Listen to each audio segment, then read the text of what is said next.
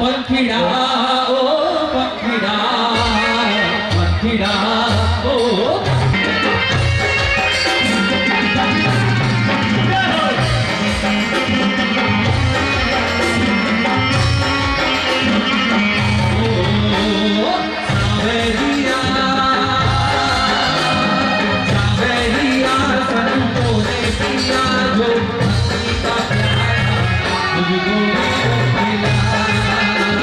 मुझको मिला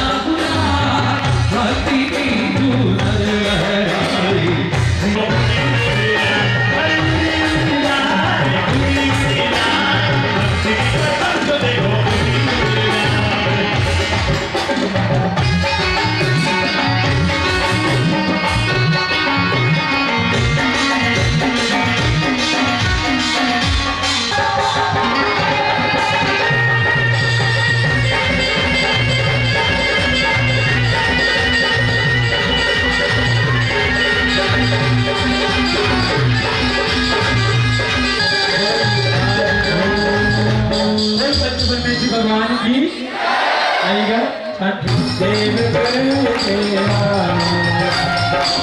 जब देव देवा मरुदेवी है माता नारी राजा और साथी तुझी राजा अवधपुरी में जन्मे अवधपुरी में जन्मे गगन बजे बाजा जय भगवता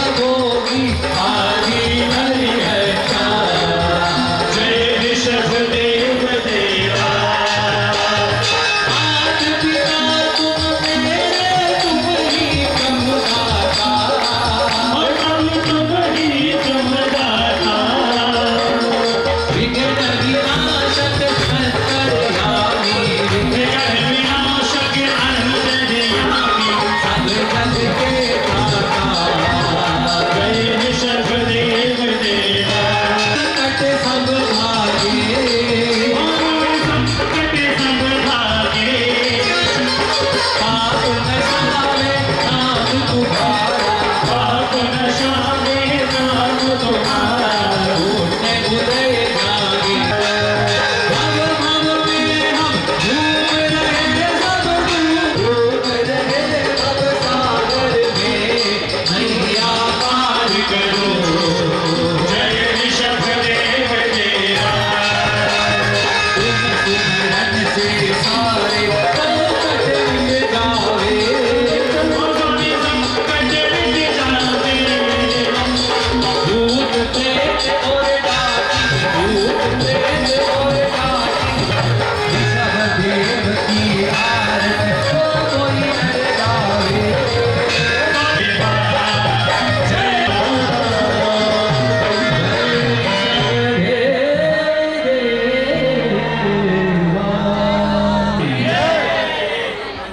ओम जय योगींद्र सागर महाराज महाराज जी की तस्वीर के सामने आ जाइए तुम्हारी आए हैं हम आप देश हारी अब देश हारी सुखहारी सुखकारी सुखहारी सुखकारी मुनिवर हितकारी तुमने नाम किया है जग में मुनिवर पद पाया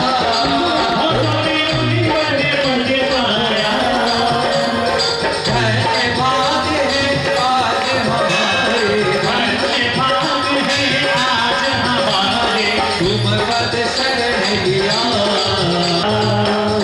विश्व धर्म उद्बोधक सबको तिहारी जय योगींद्र सागर महाराज शांति चित उपदेशी मोती सुपद गामी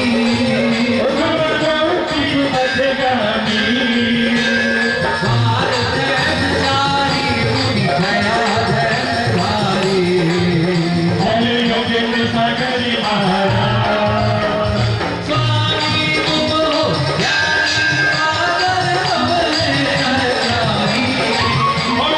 हमने अज्ञानी अंधकार में सोए हम सब संसारी पार करो नैया सत मस्तक है हम सब पार करो मौका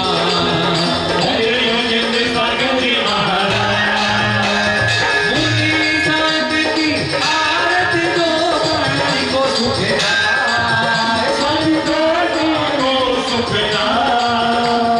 सेवक कामी चरण जय योगेंद्र सागर जी महाराज की जय योगेंद्र सागर महाराज की आचार्य गुरु श्री विशुद्ध सागर जी महाराज की आचार्य गुरु श्री सुंदर सागर जी महाराज की चतुर्वेदी आचार्य संघ की चलिएगा केसरिया केसरिया केसरिया बोल, कारा केसरिया दुलेवा मारा बोल।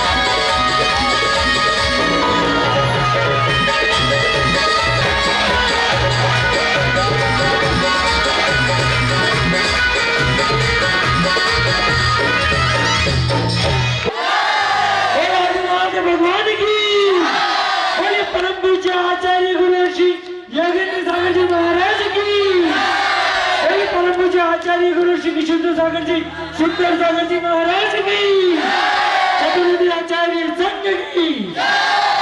बहुत अच्छी। इतनी सारी महिलाएं बैठी हो, सोच लेना सोने की घड़ी मिलेगी। अरे सभी सभासद अपने अपने आसन पर आसीन हैं और विचार कर रहे हैं कि महाराज अजित भैया,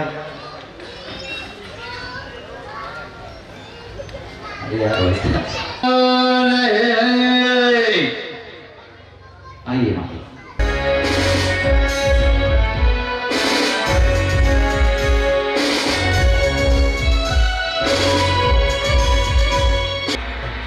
और अपने सेनापति को बुलाते। हमारे राज्य की सैन्य व्यवस्था किस प्रकार है, अवगत करेंगे। जैसे हे अन्नदाता, जिस राज्य में आप जैसा राजा हो, भला वहाँ की सैन्य व्यवस्था कुशली होगी, निपुण होगी। सुनिए महाराज, श्री भरतेश के चरणों में मैं सादर शीश झुकाता हूँ, मैं सादर शीश झुकाता हूँ।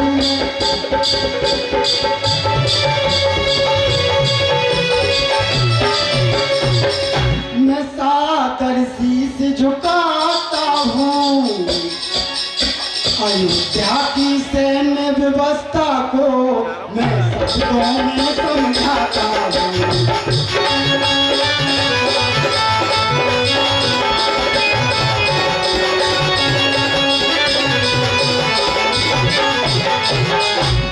महाराज, 12 सेनाएं सब खड़ी सदा, हमारा 12 सेनाएं सब खड़ी सदा, रण में कब मौका मिल जाए।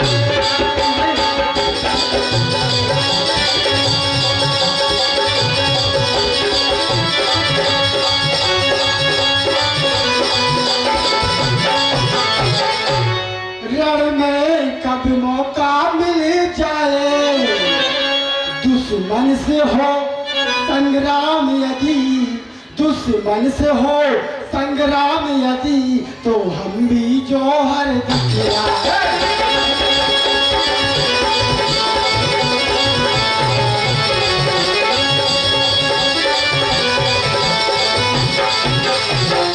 हे सूरवीर कई योद्धा। महाराज, अपनी अयोध्या नगरी में बहुत सारी ऐसी योद्धाएं हैं। सूरवीर कई योद्धा भूचाल प्रलय ला सकते हैं,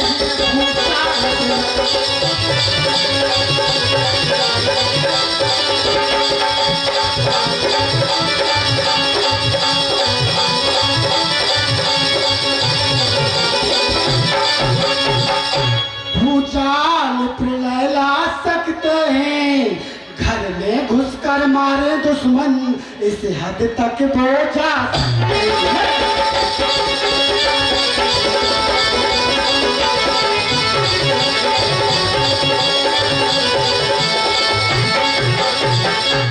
महाराज, दुश्मन ने कई बार प्रयास किया, पर पाल न पाका।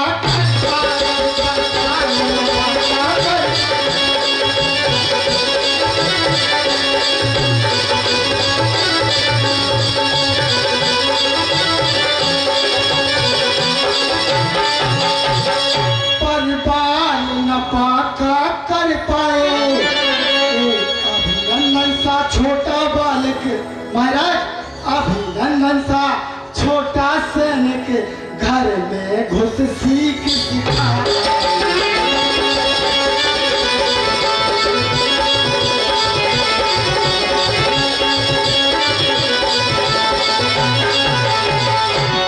महाराज आपकी सैन्य व्यवस्था का तो कहना ही क्या, आपकी सैन्य व्यवस्था इतनी मजबूत है, इतनी सुदृढ़ है कि ऐसी व्यवस्था को देखकर देश देशांतर के राजा महाराजा और सेनापति दादू तले उंगलियां दबा लेते हैं। बहुत सुंदर, बहुत सुंदर। महाराज इतना ही नहीं, आपकी बहुत सारी सेना है, आप निश्चिंत रहिए।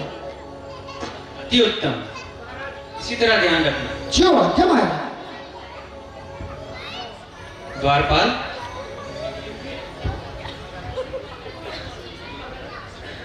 आज्ञा राजन। सभी सभाजनों का मनोरंजन हो और नृत्य प्रस्तुत किया जाए।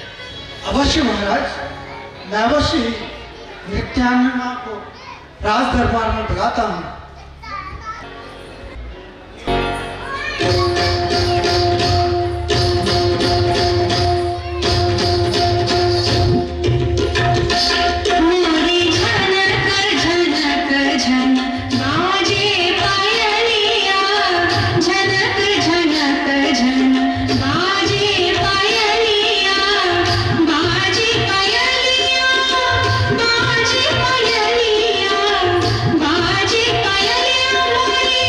बाजे पायलिया मोरे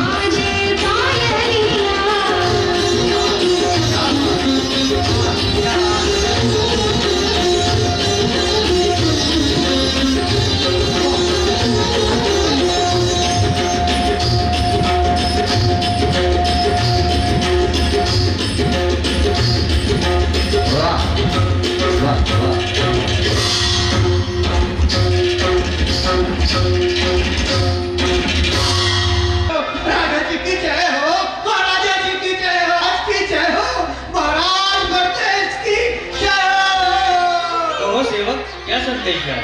महाराज अत्यंत शुभ समाचार लाया हूँ महाराज। क्या है कहो?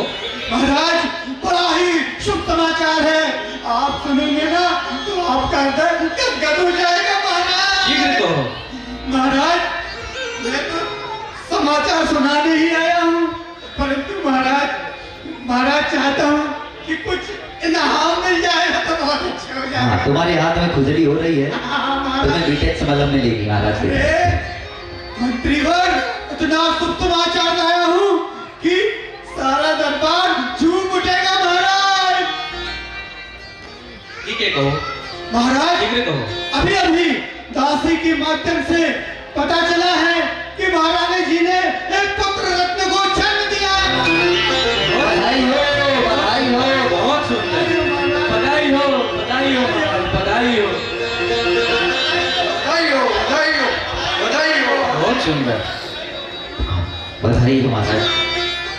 सारी सभा में हर्ष छा जाता, कुछ लोगों के मन में ये जिज्ञासा उठ गई होगी, और जो उनके साथ बैठती हैं वो पटरानी होती हैं, महारानी नहीं रहती, पटरानी सबसे ऊपर रानी होती, और पटरानी से संतान नहीं हुआ करती, उनकी संतान होती है महारानियों से।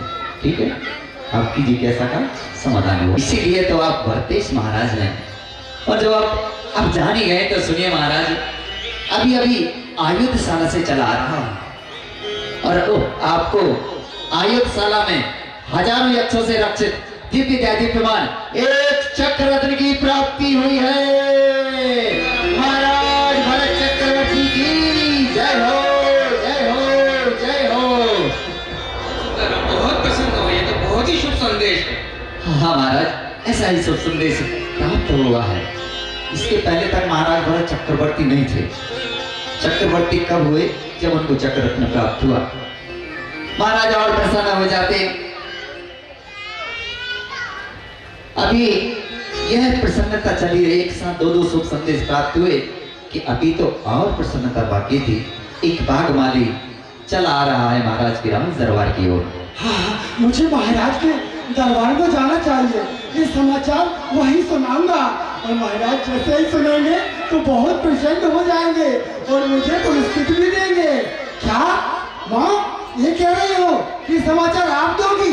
नहीं माँ, मेरे छोटे छोटे बच्चे हैं, मैं पुरस्कार लिए बिना महाराज से नहीं लौटूंगा। आप मत जाओ, मैं जाता हूँ। हाँ, झूमते हुए जाता हूँ। मेरा नाम नहीं जाएगा, मेरा नाम है घसीटा, मुझ घर वाली ने पीटा, उसने मारा है चामीटा झाड़ू जोर से, हो उसने मारा है चामीटा झाड़ू जोर से। मेरा नाम है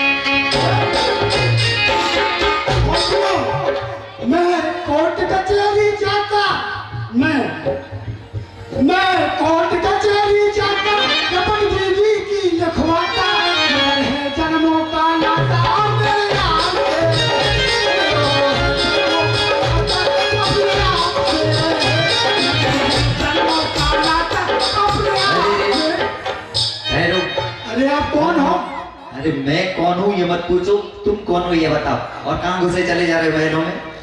देखो भैया, मैं तो बाग माली हूँ और महाराज भारतीय को शुभ समाचार लेके आया हूँ, उन्हें सुनाने जा रहा हूँ। फिर बीच में तुमने क्यों टोका? पहले इधर दिखाओ ये क्या लिखा है इसमें।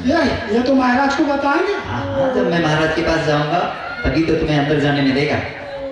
तो देखिए, ये तो बड़ी आश्चर्यचकित कर देने वाली घटना है बागमाली। हाँ, सभी ऋतुओं के 6 ऋतुओं के फल और फूल एक साथ, ये कैसे हो सकता है? अब एक काम करो प्रधानमंत्री जी, आप जाओ महाराज के पास, वो कहना एक बाग माली द्वार पर आया है, वो आपको याद कर रहा है। महाराज की जय। बोलिए क्या संदेश है? है महाराज, महल के मुख्य द्वार पर बागमाली आया है और बड़ी आश्चर्य की बात है कि उसके पास जो टोकनी है उसमें सभी 6 ऋतुओं के फल और फूल एक साथ लेकर आया है। क्या? हाँ हाँ महाराज, 6 ऋतुओं के फल? बिल्कुल, मैं भी बड़े आश्चर्य में हूँ और कहता है कि कारण सिर्फ आपको ही बताएगा। बुलाइए। जी आज्ञा। आओ बागमाली। महाराज जी बुला लिया। महाराज की जय हो, राजा जी की जय हो। ओहो मालिक, क्या बात है? हे महाराज, मैं इतना प्रसन्न हूँ, आप सुनेंगे तो आप भी प्रसन्न हो जाएंगे। ऐसा? हाँ महाराज, आप इन फल फूलों को देख रहे हैं, ये सतरंगी, बहुरंगी, नौरंगी अनेक प्रकार के फूल हैं।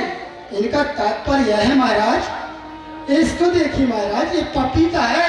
अरे ये पपीता नहीं, श्रीफल। अरे हाँ, श्रीफल है, हमारे राज्य में ऐसे ही होते हैं। अच्छा। हाँ, इसे बोलते हैं श्रीफल। और महाराज, इसको बोलते हैं अनार। अरे तुम ये महाराज, तुम्हें हाँ। फलों को पता नहीं, बस ये बताओ कि ये सभी कैसे दिखाते हैं महाराज, सुनिए महाराज। हाथ जोड़ विनती करूं, हाथ जोड़ विनती करूं, शिरोमणि सर्वताज और सर्वसाला हाथ खते सुनी जय महाराज।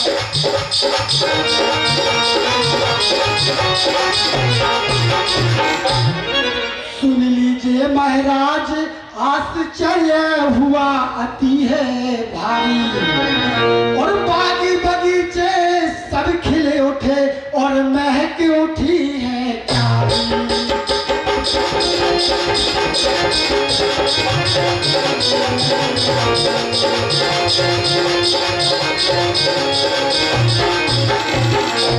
सभी ऋतुओं के फल आए, सभी ऋतुओं के फल आए।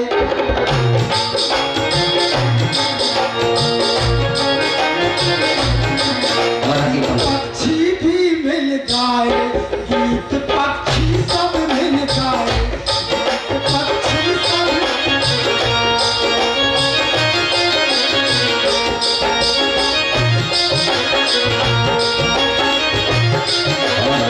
और महाराज, घातिया कर्मों का क्षय हुआ है और आपके पिता महामुनि राज को केवल ज्ञान हुआ है।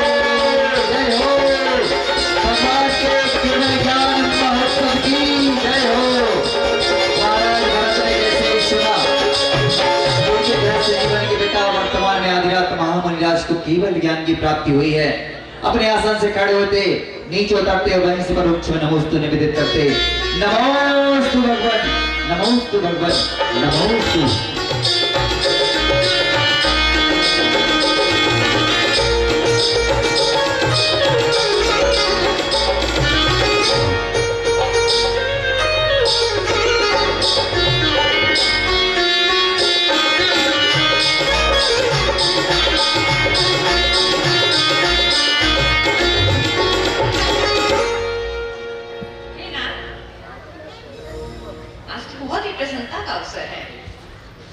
एक से बढ़कर एक शुभ संदेश प्राप्त हो रहे हैं। कहिए, पहले कौन सा उत्सव मनाएंगे? ये आज बहुत शुभ दिवस है। पुत्र उत्सव, चट उत्सव और भगवान का केवल ज्ञान प्राप्त हो। मैं सबसे पहले भगवान के दर्शन करने उनके सम्मुख शरण में जाऊंगा हम सभी चलेंगे। धन्य है वह महाराज भरत चक्रवर्ती जिन्होंने ना तो पुत्र का उत्सव मनाया न चक्र का उत्सव मनाया। सबसे पहले चल देते हैं प्रभु के दर्शन करने के लिए उनके समूह की ओर।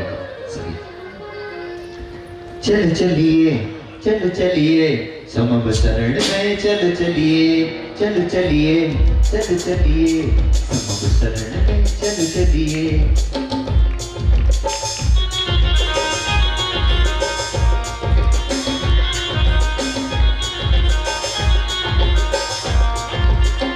बड़े भक्ति भाव से भगवान के समोसण में पहुंचते, दर्शन करते, पूजन करते, प्रभु की वाणी सुनते, तदुपरांत वापस अपने राजमहल में पहुंचते हैं। और मंत्रीवर कहिए महाराज। अब हम दिग्विजय यात्रा के लिए प्रस्थान करेंगे। जो आज्ञा महाराज। आपके आज्ञा अनुसार चक्ररत्न के साथ में सारी सेना को तैयार किया जा चुका है। बस आपकी आज्ञा का प्रतीक्षा थी महाराज।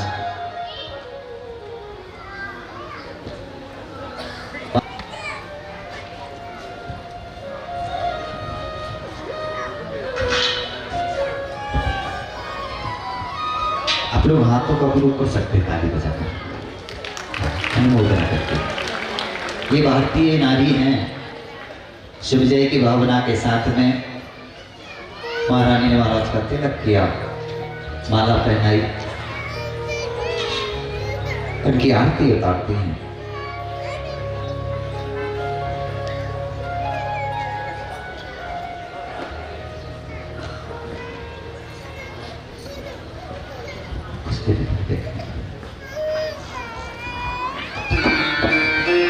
और चल देते हैं महाराज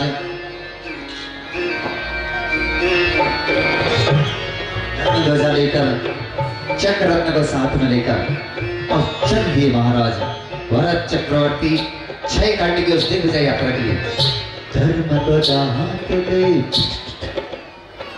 चक्ररत्न साथ ले, धर्म ध्वजा हाथ ले, चक्ररत्न साथ ले।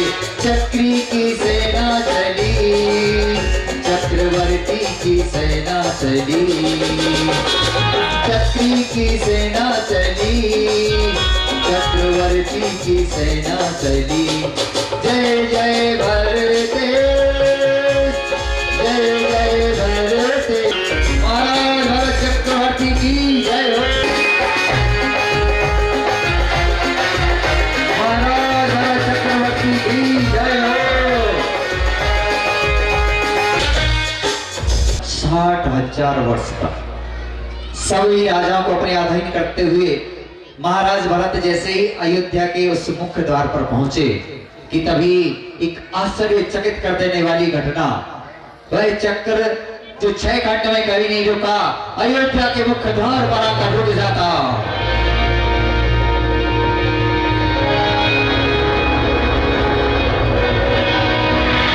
महाराज अचानक चक्र कैसे रुक गया? सच कहा आपने। मैं भी यही विचार कर रहा था कि यह चक्र चलते चलते अचानक रुक क्यों गया और नगर के मुख्य द्वार में प्रवेश क्यों नहीं करता। इसका कारण ज्ञात करो। जो क्या महाराज, मैं अभी राजगुरु के पास जाता हूँ और इसका कारण ज्ञात करता हूँ। राजगुरु के पास पहुंचे और उसका कारण ज्ञात किया। पुनः महाराज के पास समक्ष पहुंचकर उस कारण को बताया। कहिए मंत्रीवर, क्या कहा? हे महाराज, मैंने इस बात को राजगुरु के समक्ष रखा और उन्होंने कहा है कि आपने 6 खंड के सभी राजाओं को अपने अधीन कर लिया, किंतु अभी भी एक शासक बचे हुए हैं जिन्होंने आपकी अधीनता स्वीकार नहीं की। कौन है वो शासक? महाराज क्षमा करें, वह शासक कोई और नहीं, आप ही के छोटे भ्राता भोजनपुर के महाराज बाहुबली हैं। वह जब तक आपको नमस्कार नहीं करेंगे यह चक्र नगर में प्रवेश नहीं करेगा।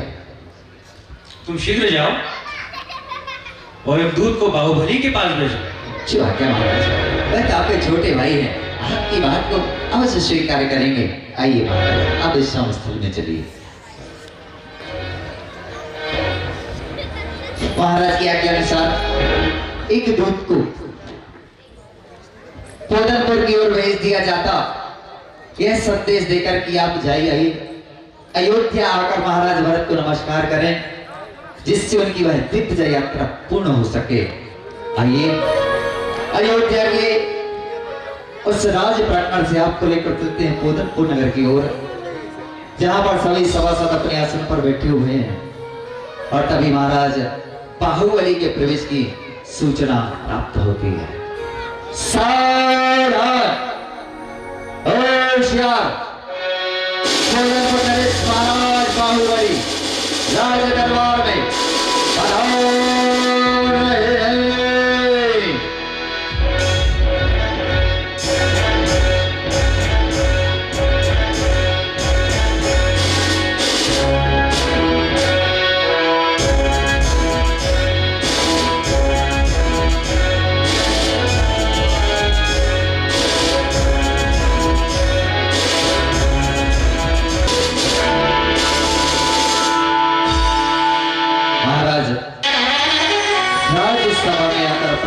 ग्रहण करते राज प्रांगण में राज्यसभा में कई अतिथि भी आए हुए हैं और महाराज की आज्ञा अनुसार उन सभी का स्वागत और सम्मान किया जाता और उस राज्य की एक नृत्यांगना के द्वारा सुंदर से भक्ति नृत्य प्रस्तुत किया जाता है राज्यसभा में। महाराज प्रसन्न रहो।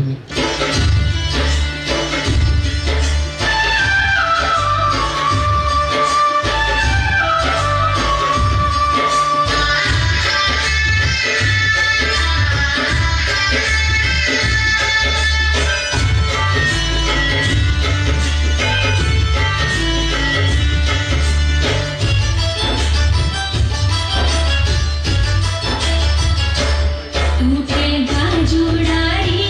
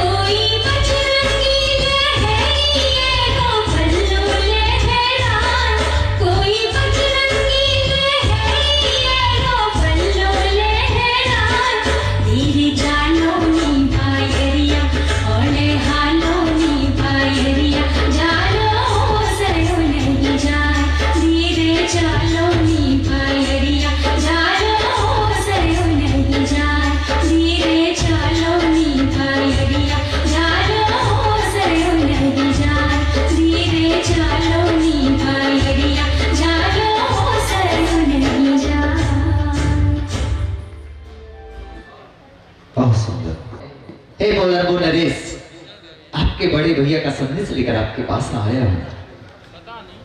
क्या आप अयोध्या से आए हो? हाँ हाँ महाराज, मैं अयोध्या से आया हूँ। हमारे बड़े भ्राता के यहाँ से? हाँ हाँ, आपके बड़े भैया महाराज भरत और का संदेश लेकर आया हूँ। बताओ दूत, कौन कौन से समाचार लेकर आए हो? हे महाराज, आपके बड़े भैया आपको तो ज्ञात ही है कि उन्हें एक देवी चक्र रत्न की प्राप्ति हुई और उस चक्र रत्न के साथ उन्होंने 6 खंड की दिग्विजय यात्रा के लिए प्रस्थान किया। महाराज, सभी देश देशांतर के राजाओं को अपने अधीन करते हुए वह अयोध्या के मुख्य द्वार पर वापस पहुंचे और वहां पर वह चक्र रत्न रुक गया। क्या चक्र रुक गया? हाँ महाराज, वह चक्र रुक गया और नगर में प्रवेश ही नहीं करता। बताओ दूत, कोई क्षति तो नहीं हुई? नहीं महाराज, कोई क्षति नहीं हुई।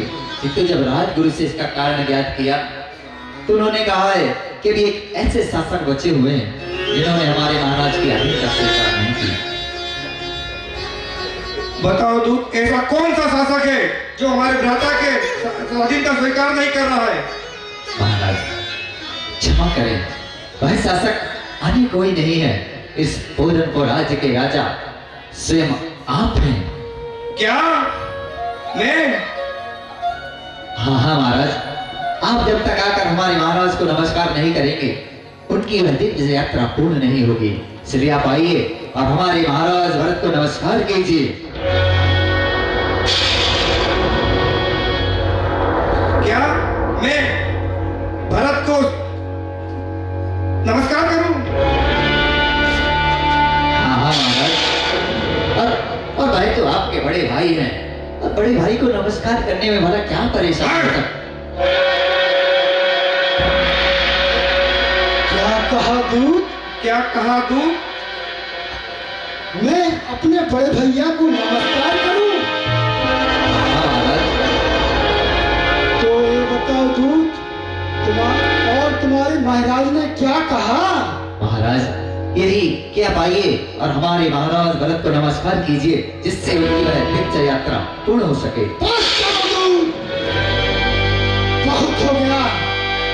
अगर तुम अयोध्या से भेजे हुए बड़े भैया के सेवक नहीं होते तो तुम्हारा सर यही काट दिया जाता। क्षमा करें महाराज, किंतु क्रोध करने से कुछ नहीं होगा। विचार तो कीजिए, हमारे महाराज भरत के पास वह विशाल अक्षुणी सेना और कहाँ आपके छोटा सा पूरनपुर राज्य। मैं तो बस यही करूंगा कि आप आकर हमारे महाराज को नमस्कार कर लीजिए। नमस्कार करूं और मैं दूत, तुम्हें तो पता ही होगा और तुम्हारे महाराज ने बताया होगा, जब राज्य का बंटवारा हुआ था तो बड़े भैया भरत को अयोध्या का राज मिला था और मुझे पूरनपुर का राज्य, तो वो अपने राज्य के राजा है और मैं अपने राज्य का राजा हूँ। समझ में आता है कि नहीं? हाँ हाँ महाराज, किंतु इसमें इतना क्रोधित होने की क्या बात है? बस मैंने इतना ही तो कहा है कि आप आइए और हमारे महाराज को नमस्कार करिए, अन्यथा ऐसा ना हो कि आपको हमारे महाराज से युद्ध करना पड़े। बात करो दूत, दूत हो, दूत की तरह रहो। तुम्हें पता होना चाहिए, ज्ञात होना चाहिए, दूत का प्रथम कर्तव्य होता है राजा को समाचार सुनाना और पेट चढ़ाना नहीं। क्षमा करें महाराज, मैं आपको उपदेश नहीं दे रहा, मैं तो वही कह रहा हूँ जो सत्य है और स्वीकार्य है। महाराज, आप आवेग में आकर मत भूलिए कि आपका यह छोटा सा पूरनपुर राज्य उस विशाल सेना के आगे नहीं टिक सकेगा। इसलिए मैं थोड़ा यही कहूँगा कि अब आकर हमारे महाराज को नमस्कार कर लीजिए। नहीं, ये बाहुबली कभी नमस्कार नहीं करेगा, चरणों में नहीं झुकेगा। सुनो दूत, जब बात पर बात बढ़ गई है तो हम अपने राज्य की आजादी को हरगिज मिटा सकते नहीं, सर कटा सकते हैं लेकिन सर झुका सकते नहीं। महाराज, अगर आपने विचार ही कर लिया है तो ठीक है। अब मेरा काम संदेश देना था, मैंने आपको संदेश दे दिया। आपका संदेश ले जाकर हमारे महाराज को कह दूंगा। आपकी जय हो। हाँ जाओ दूत, बाकी की बातें युद्ध क्षेत्र में ही होगी। जाओ, सेना को तैयार करो। जैसी आपकी आज्ञा, हम सेना को तैयार करते हैं। बड़े भैया से मुलाकात युद्ध स्तर पे होगी। जो आज्ञा महाराज। हम तो आपके सैनिक हैं, सच्चे योद्धा, सच्चे क्षत्रिय अपमान नहीं सह सकते हैं। जिनको सुनने का ताव नहीं, कुछ कैसे रह सकते हैं? आप चिंता न करें, हम अभी तैयार करते हैं। तैयार, तैयार, तैयार, तैयार। आप तो कहते थे कि आपका छोटा भाई है, आपकी बात तो स्वीकार कर लेगा, किंतु क्या महाराज उन्होंने आपकी बात को सुना लेकिन स्वीकार नहीं किया। क्या कहा? हाँ महाराज, अरे स्वीकार करना तो दूर, उन्होंने तो आपको युद्ध के लिए चुनौती तक दे डाली। उन्होंने कहा है कि अगर आपकी भुजाओं में बल हो तो उनसे युद्ध करें और उन्हें अपने अधीन कर ले। बाहुबली ने ऐसा कहा? हाँ महाराज। युद्ध तो कौन किससे पीछे है? जैसी आपकी आज्ञा महाराज, जैसी आपकी आज्ञा। आपकी आज्ञा से अभी सारी सेना को तैयार करता हूँ। अब महाराज बाहुबली से मुलाकात युद्ध स्थल में ही होगी। आइए। महाराज भरतेश की जय हो। महाराज भरतेश की जय हो।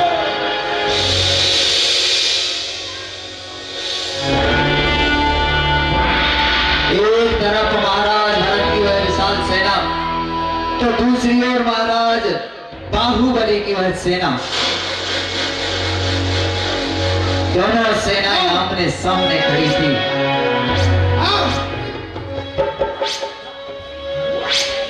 महाराज हमें आज्ञा दीजिए। आज्ञा दीजिए। आज्ञा दीजिए महाराज। शत्रु का आज्ञा दीजिए महाराज।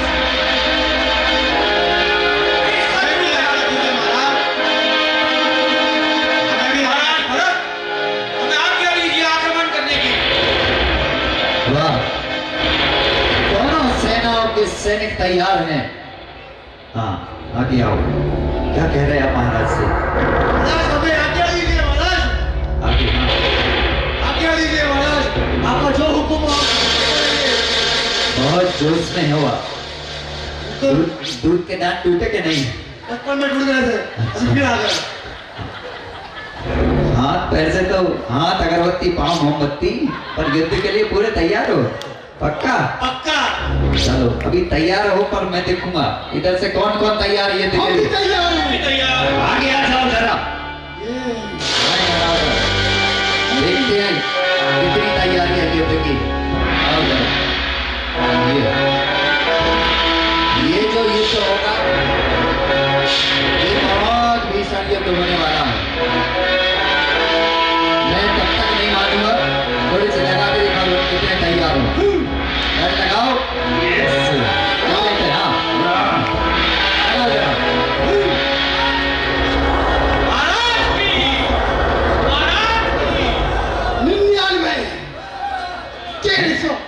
अरे कौन से स्कूल में पढ़े? 9 को 99 पढ़ रहे? चलो इस परीक्षा में पास। अब लेकिन वो लंबी वाली भी थोड़ी सी लगा के दिखाओ। हाँ ये वाली। हाँ ये। अरे वाह। अरे मुकुट गिर गया।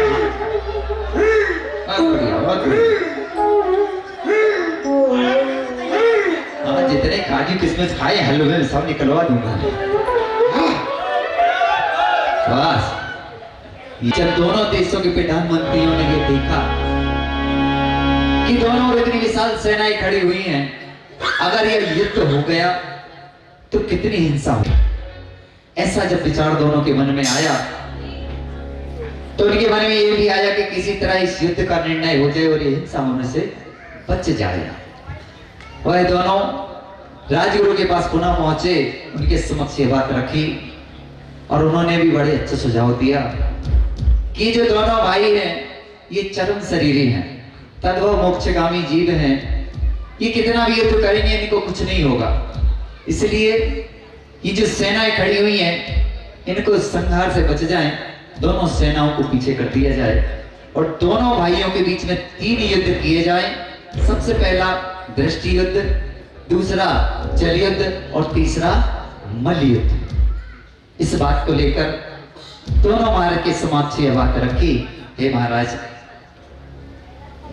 राजगुरु का ऐसा विचार है कि क्यों ना यह युद्ध आप दोनों के बीच में हो, क्योंकि लड़ाई आप दोनों की है, ना कि सेना की।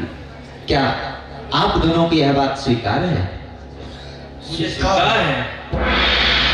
स्वीकार है। मुझे भी स्वीकार है। और दोनों भाइयों ने सहज से स्वीकार कर लिया, क्योंकि वह भी नहीं चाहते थे कि अहिंसा हो। दोनों देशों की सेनाओं को पीछे कर दिया जाता है और अब युद्ध स्थल में दोनों भाई आमने सामने खड़े हो जाते। ये लाइट का थोड़ा सा लाइट। और सबसे पहले दोनों के बीच में प्रारंभ होता है दृष्टि युद्ध। दृष्टि युद्ध प्रारंभ हो।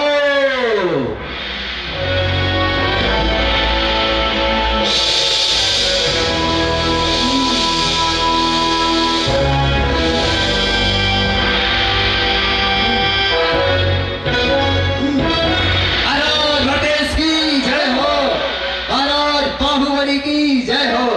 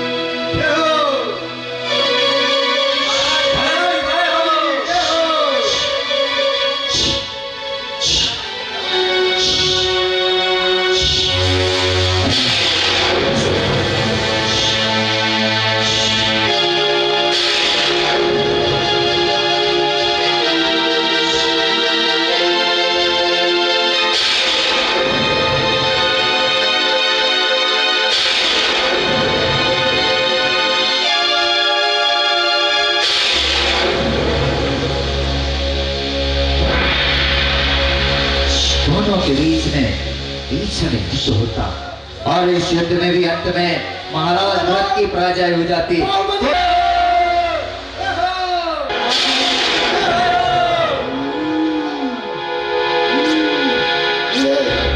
नहीं छोड़ूंगा, नहीं छोड़ूंगा, ऐसा वज्राघात करूंगा। तू मेरा भाई नहीं बैरी है। संभाला। नहीं छोड़ूंगा।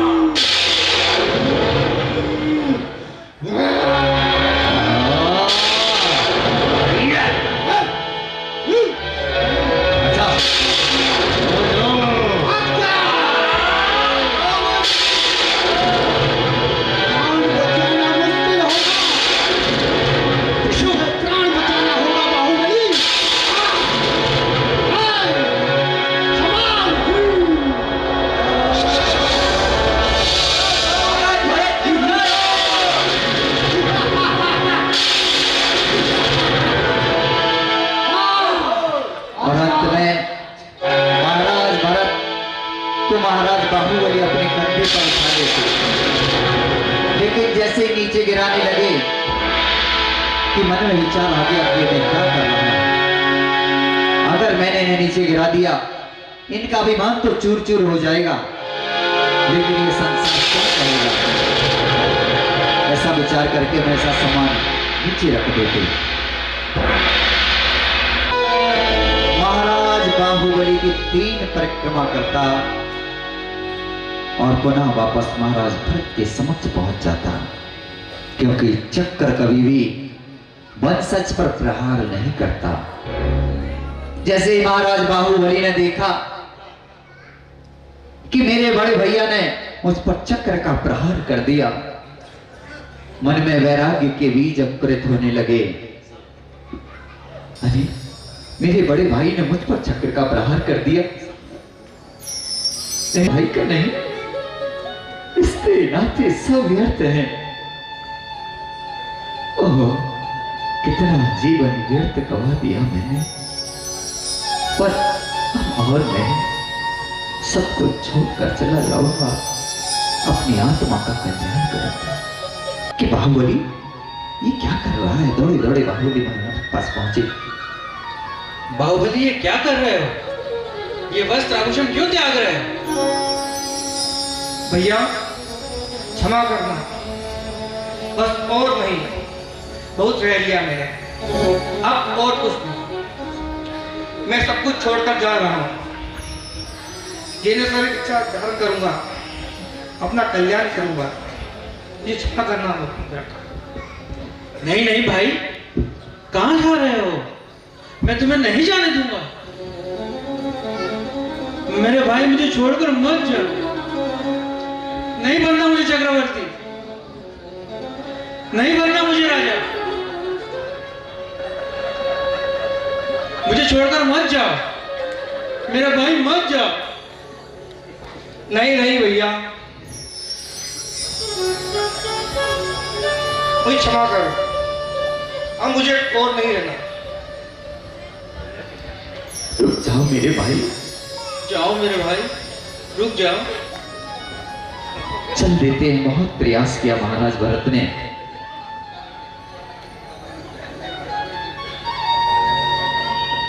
और चल देते सब कुछ छोड़कर।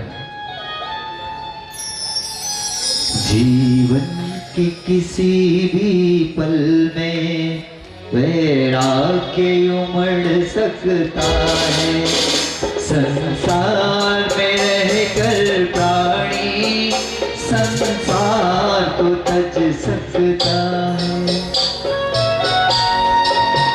चले जाते, वन में जाकर मुनि दीक्षा धारण कर लेते, एक अंगूठी के ऊपर खड़े होकर तप करने लगे। धीरे धीरे समय बीता, केवल ज्ञान की प्राप्ति नहीं हो रही थी। महाराज भरत भगवान आदिनाथ के समूह शरण में पहुंचे हुए और उनके समक्ष अपनी जिज्ञासा रखी कि हे भगवान, बाहुबली महामुनिराज वन में तप कर रहे हैं, लेकिन उन्हें केवल ज्ञान नहीं हो रहा, क्या कारण है? भगवान की वाणी में आया कि अभी उनके मन में एक विकल्प चल रहा है कि वह चक्रवर्ती राजा की भूमि पर खड़े हुए हैं।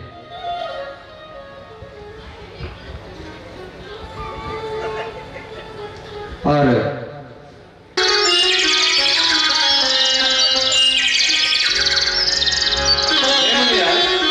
नमोस्तु नमोस्तु। हे मुनिराज, आप अपने मन से इस विकल्प को त्याग दीजिए कि आप किसी राजा की भूमि पर खड़े हैं। यह भूमि किसी की नहीं हुई, इतने राजा महाराजा आए, आकर चले गए। जैसे ही महाराज भरत ने नमस्कार किया और कहा कि तभी उन बाहुबली महामुनिराज को केवल ज्ञान की प्राप्ति हो जाती। बोले बाहुबली भगवान की।